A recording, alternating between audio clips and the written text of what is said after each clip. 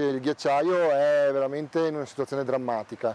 Oltre all'assottigliamento generalizzato delle fronti abbiamo anche dei ritiri importanti, in alcuni punti anche di 80 metri rispetto all'anno scorso. La superficie del ghiacciaio della Marmolada continua a ridursi a ritmo accelerato. È stata calcolata in 112 ettari nel 2022 e scenderà nei prossimi anni al di sotto del chilometro quadrato, la metà della superficie presente nel 2000 e meno di un quarto rispetto al 1900.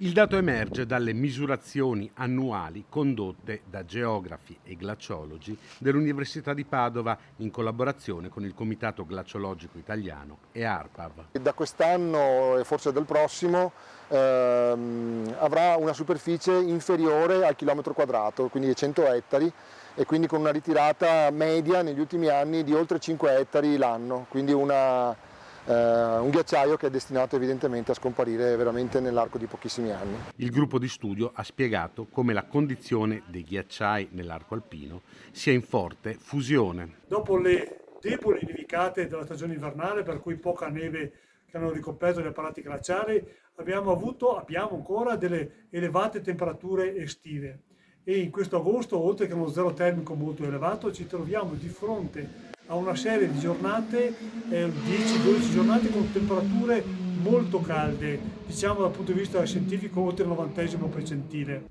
Dalle rilevazioni di ARPAV e università emergono indicazioni chiare anche per l'industria del turismo legata allo sci. I giorni neve stanno diminuendo, cioè quando si può fare neve artificiale, ci sta dicendo che la copertura del manto nevoso si sta riducendo in giorni e ci sta dicendo che il livello di neve sicura, cioè di quando è sciabile un'area, si sta alzando di quota.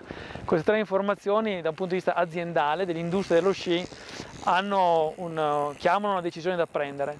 Attualmente si sta in questi giorni proprio discutendo se attivare anche in Italia una pratica dello snow farming, e cioè quella di preservare la neve che rimane in primavera opportunamente coperta e isolata termicamente per farla giungere all'inizio della stagione successiva.